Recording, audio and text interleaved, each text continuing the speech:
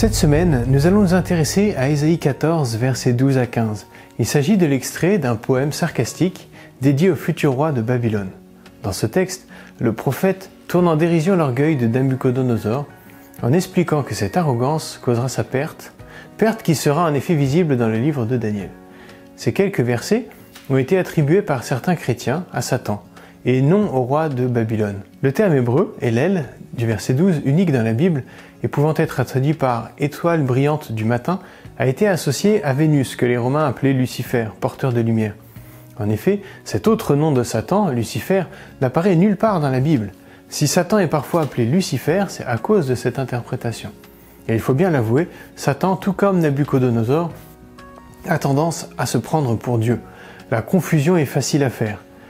Il me semble en revanche judicieux de garder à l'esprit que si Satan est un être à part entière, les humains aussi peuvent être des Satans, c'est-à-dire littéralement des adversaires de Dieu. En Matthieu 16, versets 22-23, Jésus appelle Pierre Satan, car ce dernier ne pense pas comme Dieu, mais comme les hommes. C'est cette même erreur qu'ont fait les disciples de Jésus en Luc 10, verset 18. Ils se réjouissaient de leur puissance et non de leur salut. Et nous maintenant, qu'est-ce qui nous motive? Est-ce notre prestige? Ou même celui de notre Église? Ou bien est-ce simplement le fait de nous sentir aimés par Dieu? Car oui, nous sommes aimés d'un amour infini. Cet amour divin, c'est cela qui doit nous pousser à vivre en chrétien.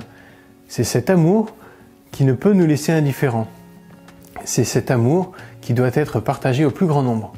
Que Dieu vous bénisse dans cette nouvelle semaine d'études.